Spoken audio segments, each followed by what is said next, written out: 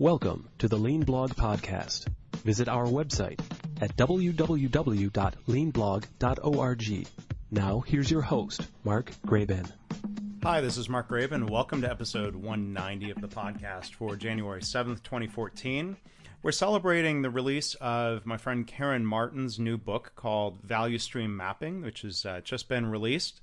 So Karen and I are going to be talking about that new book. We're going to talk about how value stream mapping can be used in different types of organizations, why it's important for senior leaders to be directly involved in strategic value stream mapping, what are some of the common struggles that people are facing, and other topics like that. A good conversation about her work and her new book. You can find the book on Amazon and other major bookstore sites. You can go to leanblog.org/190 for links to the book, links about Karen's other books, and some free webinars that Karen has put online about value stream mapping. So I hope you enjoy the podcast, and for all past episodes, you can go to leanpodcast.org. Well, hi, Karen. Thanks for returning and being back on the podcast again.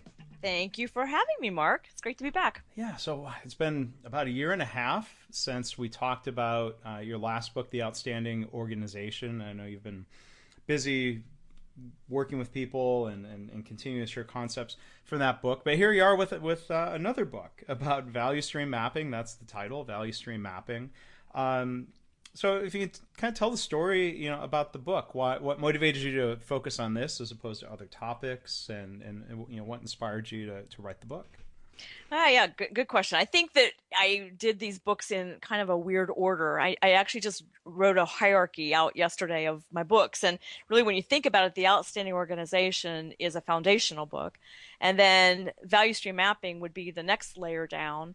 And then Kaizen Event Planner is the next layer down. And then Metrics-Based Process Mapping is kind of parallel with the Kaizen Event Planner. So I guess I'm doing things a little in reverse and then a little screwy in the middle there.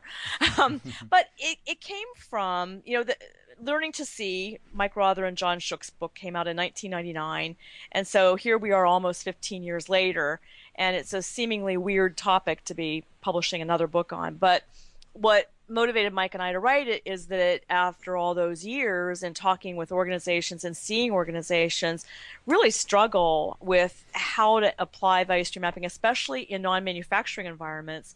And then even within manufacturing, we saw the tool a little more broadly and deeply than I think many organizations and many lean practitioners did, in that I think a lot of people were viewing it as this, mechanical tool to design a future state and get waste out of a value stream.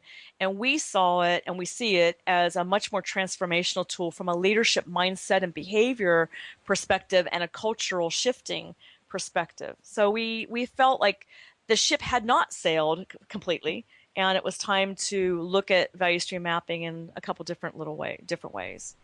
Yeah, so I'm curious to explore what some of these struggles are, because there's certainly been a lot of value stream mapping activity, some of it probably helpful, some of it maybe becoming a form of wallpaper that people proudly display, but doesn't maybe lead to a lot of organizational transformation. I mean, what are some of the struggles that you see out there that you're hoping to head off by sharing your experiences and lessons in your book? Well, we have, I think, 8 pages of the perils of value stream mapping.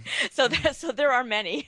Yeah. Some of the more common ones are seeing people literally, like what you said, wallpaper. You're spot on. I mean, so many times we see these beautifully designed value stream maps, but when we ask, so, how are you doing in transforming to this future state that is so wonderfully designed, and there's like this blank stare. And so as always, execution is always tough in an organization, and it's even tough with my own clients. Even when I'm there pushing for them to keep moving forward on executing that future state, there's just so many distractions, and the lack of focus that exists very often at a leadership level, and the ability to be distracted just keeps organizations from actually realizing that wonderful design. And that's hard to see an organization not realizing their full potential that the value stream map promises.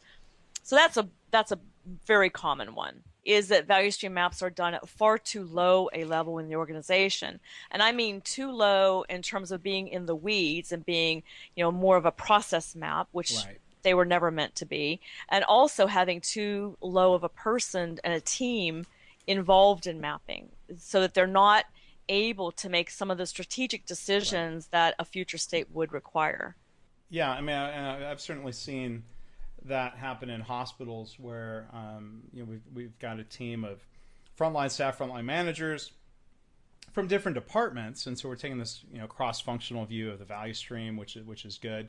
But then we uncover these issues that require, as you were saying, a much higher level of leadership to help resolve some of those issues or help avoid sub-optimization or poorly designed incentives or siloed incentives. So maybe on that note, I mean, you talked about leadership.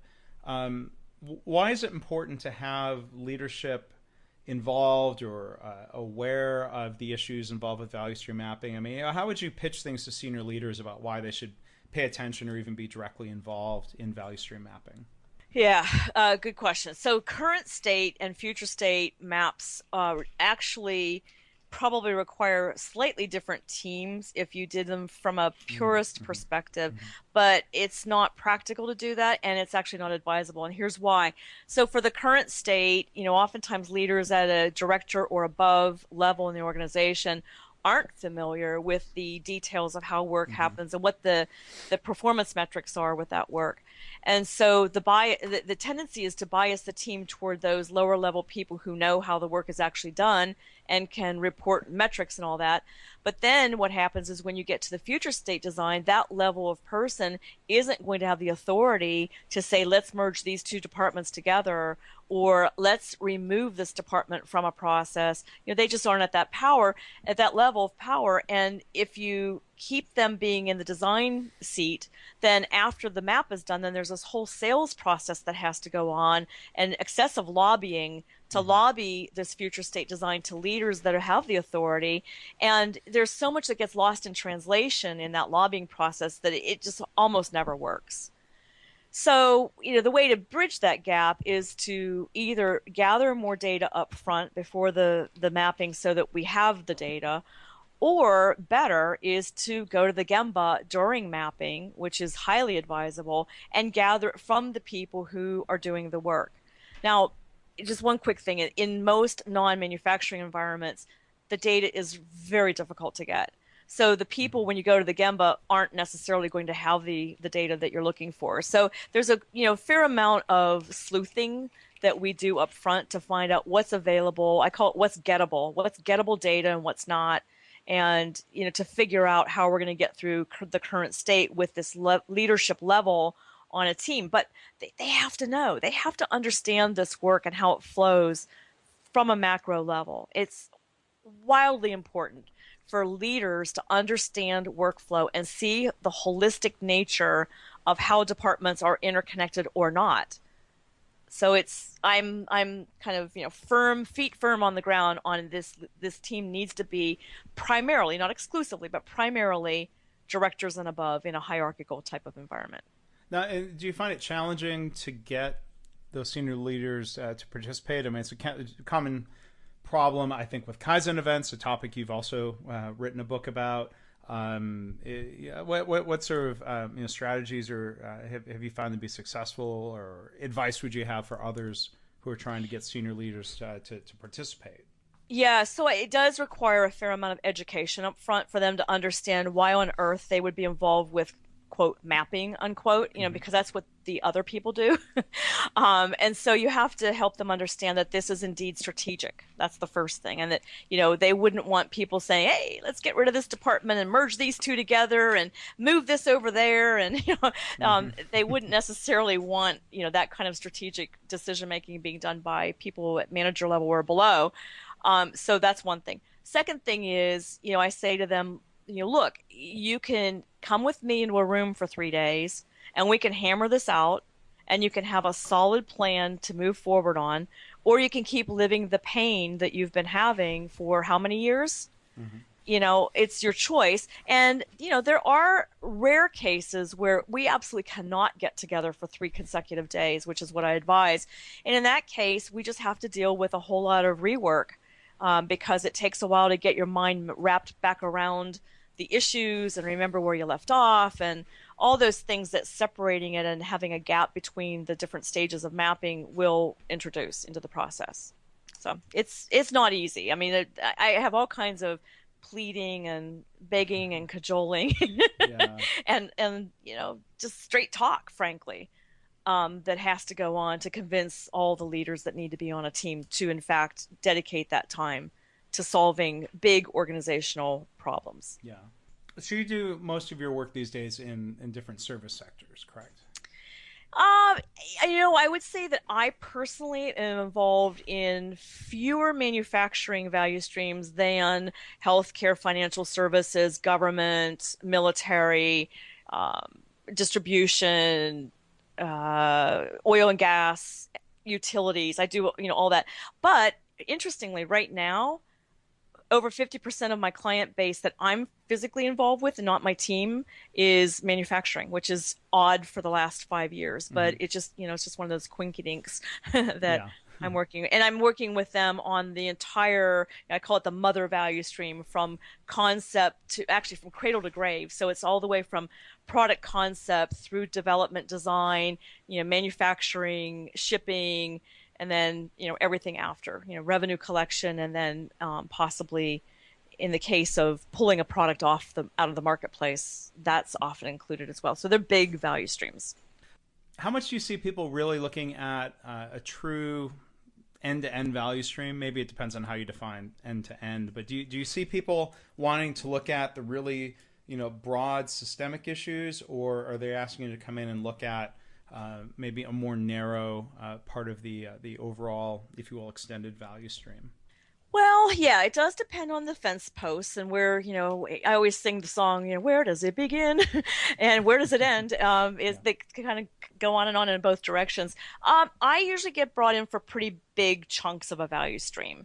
And if someone wanted to work, for example, just on the quoting process or just on discharge processes or just on a mortgage, well, that's not true. Mortgage application, I would use value streams for, but it's something pretty narrow.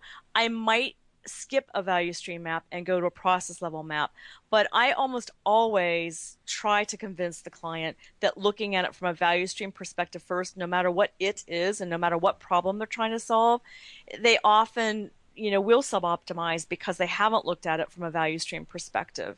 But, I've done value stream segments. So, for example, I've used value stream mapping for just a purchasing process, but it was a big, complex purchasing process, or just discharge. Actually, I had a hospital where I used value stream mapping quite effectively for just the discharge process, but there were, 8 handoffs in the discharge process. And so looking at it from a flow perspective first before they dove into the weeds was highly effective.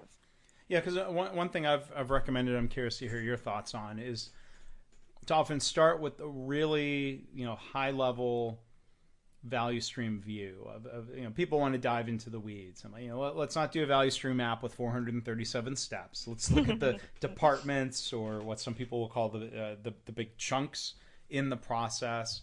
And then once we've identified maybe where the biggest opportunities, or I don't know if you use the starbursts or the on the map, then to dive into more detail and what we might consider a process map. Absolutely, because what happens if you don't do that, and I've seen it, I've been at this for over 20, well over 20 years.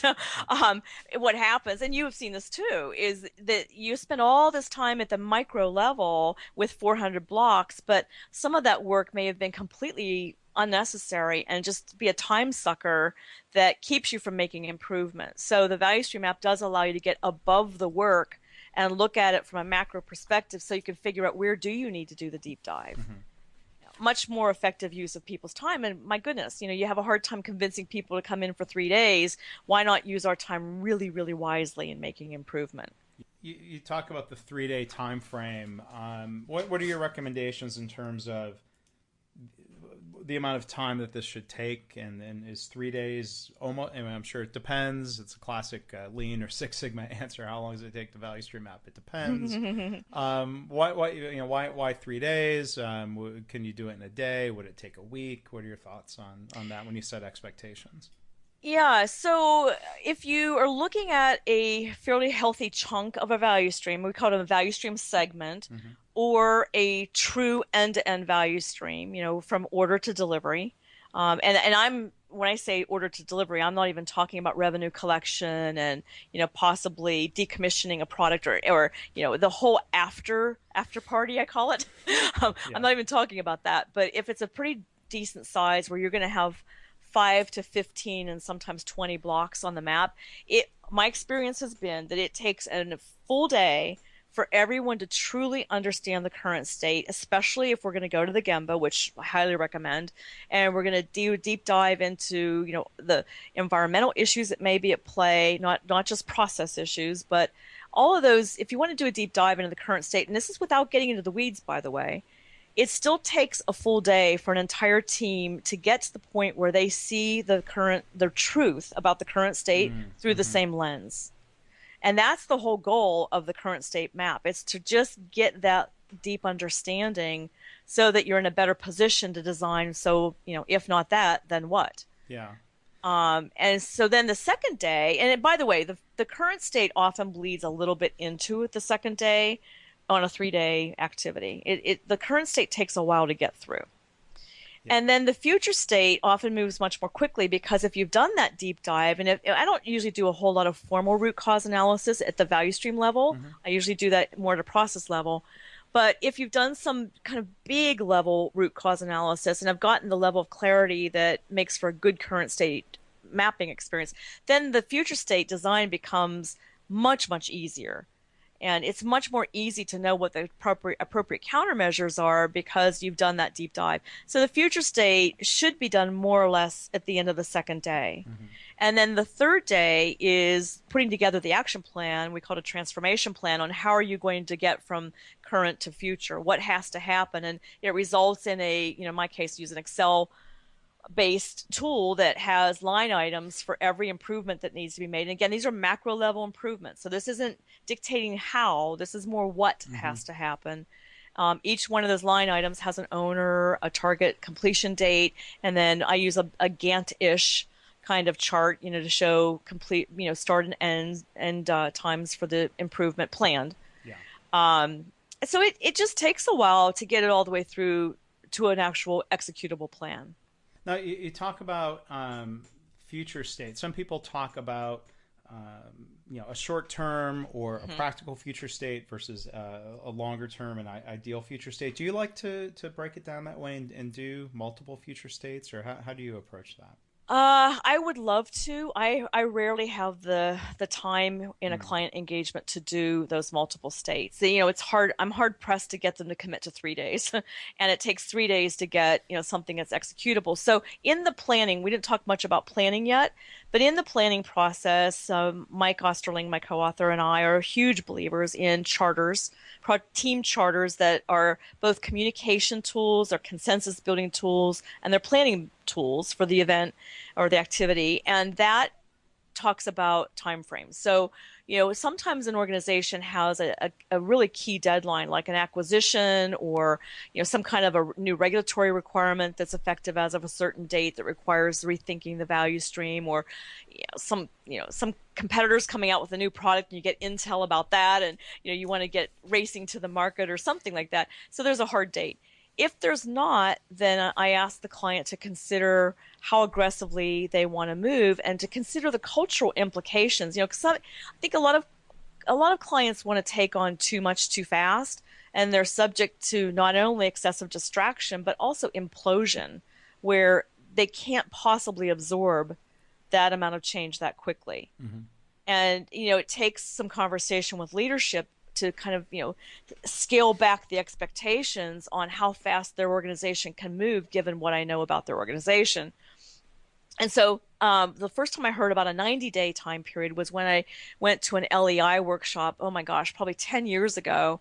And they were suggesting that value streams, you look at about a 90-day improvement window, and then you remap and start another 90-day window. So you're doing these constant PDSA or PDCA cycles. Mm-hmm.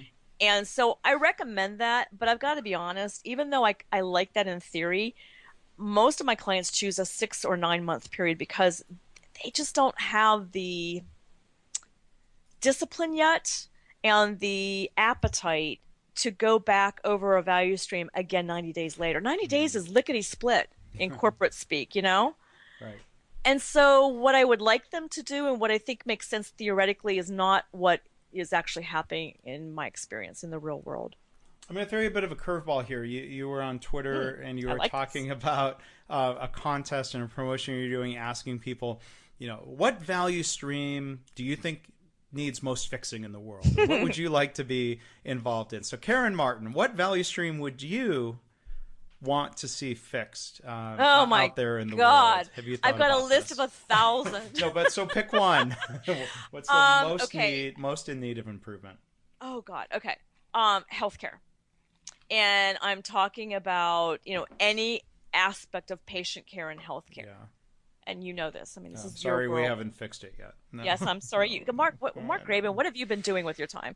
It is just such a mess. And I started in healthcare. I had almost 20 years. Well, no, it's not true. I had 15 years of exclusive healthcare experience, working in all aspects of healthcare before I, kind of dove into this other world that I'm now in. Mm-hmm. And it's just so sad because my heart and soul, my DNA, my cells are wrapped up in healthcare. But it's just, the problems are so big. It doesn't mean there's no hope, but it just is going to take a lot more courage than I see right now to make the dent that we need to make as quickly as we need to make it. Yeah, I like the way you put that. It takes courage. It takes courage for people to stand up and say, for example, like Paul O'Neill, who was trying to influence healthcare in Pittsburgh and has spoken nationally and has been involved in a lot of healthcare advocacy to stand up and say, we should not be harming anybody. Right. And no employee should get hurt in the course of their day. I admire that ThedaCare sets that bar high and right. And others are trying to push people in that direction, but there's still so much room for improvement, and I think value stream mapping is so powerful in healthcare. I'm curious to hear your thoughts on this, of course. It's so helpful in healthcare because things have been so siloed. The specialization has increased so much to where the silos are narrower and deeper and sometimes less connected to the overall patient experience. There's such huge opportunity. What are some of the things that you see going on out there, things that you've been involved in?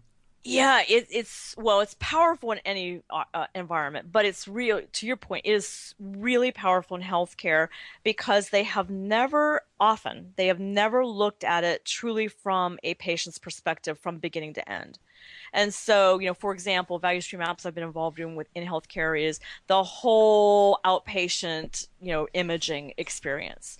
I mentioned the discharge, which I consider to be a value stream segment. Mm-hmm. The whole ED patient flow, emergency department patient flow experience. The whole revenue cycle. That was a very interesting one to look at the amount of errors being made and the amount of rebilling that's being done that, keeps people from doing other things and keeps hospitals being burdened with excessive labor. Not that they should be laying off, but you don't need as many people to do work when you don't rework all the time. Right. Or we can reduce delays for patients and take care of more patients when that's needed. Yeah. Right. And so I found where I get my biggest high so far in doing value stream mapping in healthcare is the freed capacity of nurses to be able to get to the bedside and do what what they went into their careers to do and what patients need. And it's a win-win-win. And so one of the things, for example, when I was value stream mapping up the discharge process and we saw this just, enormous problem with medication reconciliation upon discharge, I had no idea it was as bad as it was.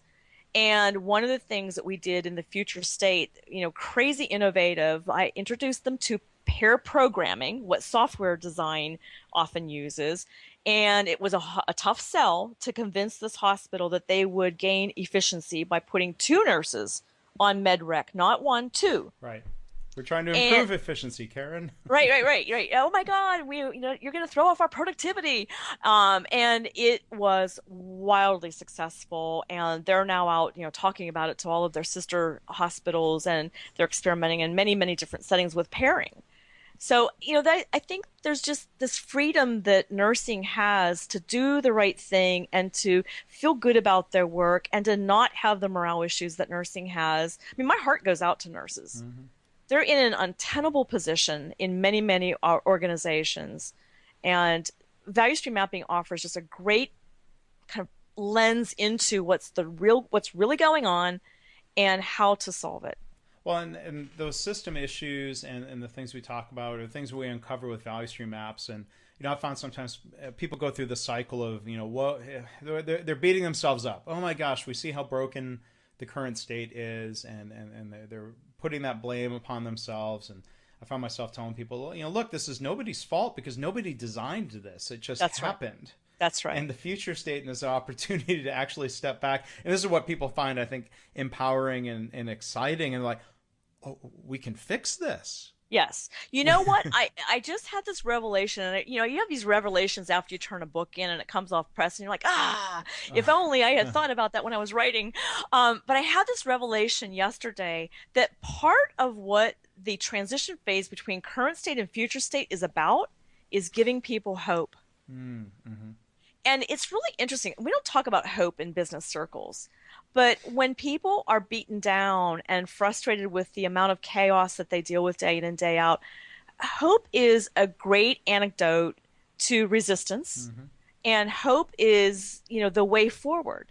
And so I'm going to do some thinking more about this before I even blog about it. But I just really want to think about this whole concept of bringing hope to businesses. And of course, it has to be followed with execution. But I think hope is a good place to start. Yeah, when people start seeing that possibility, it's great to see how people start to turn from despair to optimism. Right. Especially in healthcare, where the work is so important. But so one other thing I'd like to cover here. You didn't say the one value stream you want to improve is the book publishing value stream. And I've been through this a few times, and, I'm not picking on your publisher. I'm not asking you to. I might be picking on my publisher a little bit, but it's a similar thing. Like nobody designed this. There are different departments. There are different silos where everyone is good at their job, but things take forever to get through the book production value stream, from author handoff and submission to the book being physically in your hand, like your book is physically in my hand today at the end of that value stream. I mean, what are your reflections, having published through different publishers and different books, on if you were brought in as a consultant, what would Karen the consultant want to look at or see as opportunities for improvement in the healthcare value stream? Healthcare or publishing? Oh, I'm sorry, publishing. See, healthcare is always on my brain here. Sorry, well, the publishing. As it should be. The publishing value stream. Just a quickie. Yes, you're right. I didn't mention it, but because I find that to be a little more of a kind of a selfish reason to improve a value stream. Whereas healthcare, I mean, my God, so many people affected by it. But publishing, oh my gosh, it is so ripe for improvement, as any author knows. And the publishing industry to date has been so not interested in looking at it. I've offered free value stream mapping services to both of my publishers, and neither one of them have taken me up on it. I will fly for free to New York and I will spend 3 days value stream mapping the process and showing them, how ridiculous it is and how crazy it makes their lives. It's not just authors. It's the people that are living in this dysfunctional environment. Oh, I feel bad for the editors sometimes, the same way I would feel bad for a nurse or a pharmacist.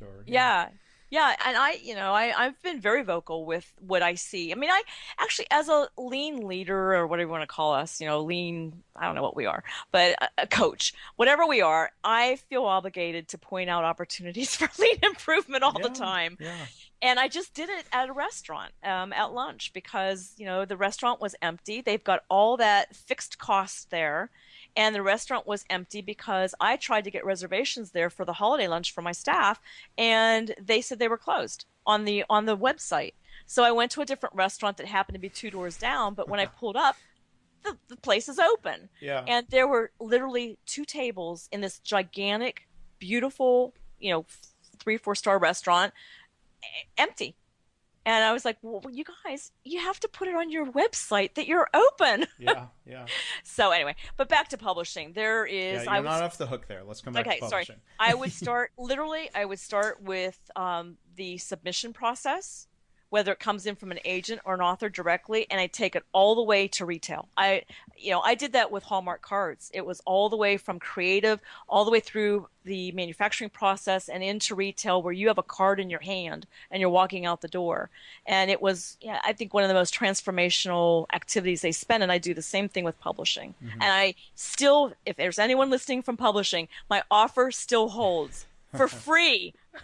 And you're not the only podcast guest. I think I'm trying to think if he actually said it in a podcast. It would have been 5 or 6 years ago. I won't name names. But a good friend of yours and mine, a very well-known lean author, went to a major publisher and offered the help, and they said no because they didn't see a problem. And I guess maybe that's part of the challenge with any process improvement or lean improvement or value stream activity. First off, people have to agree that there's a problem to be able to go and want to work on anything, right? Absolutely. I mean, it's Psych 101. It's like, you're not going to get a drug addict to go through treatment of any sort until they reach, in many cases, rock bottom, unfortunately, mm-hmm. and then realize, I have a problem. That's the first step.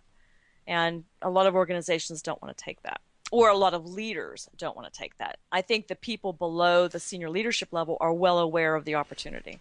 Yeah, and there's these gaps. And so maybe bring it back to the core of the issue as we wrap up here. I mean, value stream mapping is hopefully a way of creating that visibility, that understanding. And maybe, as a final question here, you've talked recently about value stream mapping really needs to be strategic, not tactical. So maybe as a way of wrapping up, can you talk about that point? Because I know it's something you feel strongly about. Yeah. So again, this gets back to the, don't go into the weeds if you don't need to, and get above the work so you can see. This is really about looking at gaps, disconnects, and redundancies at a macro level, and rethinking the order in which work occurs, mm-hmm. and rethinking the people who are best suited to do work in particular areas. And this isn't a staffing discussion, but it's should sales be doing that, or should estimating be doing that? Should a nurse be doing that, or should a health unit coordinator be doing that? And those kinds of discussions are strategic. Yeah. No one at a lower level can make those decisions, or no one at a very low level can make those decisions. So it's getting above the work and creating the blueprint for where you want to go. So the analogy I always give is like, I'm sitting in San Diego, you're in, where are you? San Antonio. San Antonio. So, if you want to go on a vacation, you've got to make a decision if you want to go to Hawaii, Miami, or Boston before you figure out the route you're going to take. Mm-hmm. So this is that same kind of activity, is deciding where do we want to go. And then we get into the tactics of how we're going to get there. Which highway are we going to take? Oh, there's a detour there. Let's go this way. Oh, we want to go and see this site. Let's go that way. Those kind of tactical decisions happen after value stream mapping. Mm-hmm. Well, great. Well, Karen, I think it's time to wrap up. But can you do a quick rundown of website and different places people can get in touch and follow up? You offer so much in terms of free webinars and you're blogging now and the content they make available. I want to make sure people can find that if you can tell people where to find you. Sure. So my main website is KS as in Sue, ksmartin.com. I also have KarenMartin.com now, finally. Oh, and good. Yeah, finally. Do you have KF Martin in case people hear you wrong? No, Karen S as in Sue. And people always go, is it Karen S as in Sam? And I go, well, yeah, sort of, but S as in Sue works. Yeah. And so ksmartin.com, karenmartin.com. The webinars are on the Learn tab of my website, as well as on Vimeo, YouTube, and now SlideShare has webinars as well. So they're everywhere. Yeah. And I guess people can always do a Google search and find all the stuff you're putting out there. They can find on Amazon all of your books, and I definitely encourage people to check out your work. So Karen, it was great talking to you again. Let's do another podcast before 18 months goes by. Let's do. It was really great. It's always fun to talk with you, and you ask great questions. So let's do it sooner than later. Okay, we don't have to wait for yet another book to come out. So we'll I find think you might to be talk about yeah soon. you might be waiting a while if you wait for that. I think I'm taking a break from having babies. Well deserved. So thanks for your work, and thanks for being a guest here on the podcast today. Thank you so much, Mark. You're a great host. Thank you. Thanks for listening. This has been the Lean Blog Podcast. For lean news and commentary updated daily, visit www.leanblog.org. If you have any questions or comments about this podcast, email Mark at leanpodcast@gmail.com.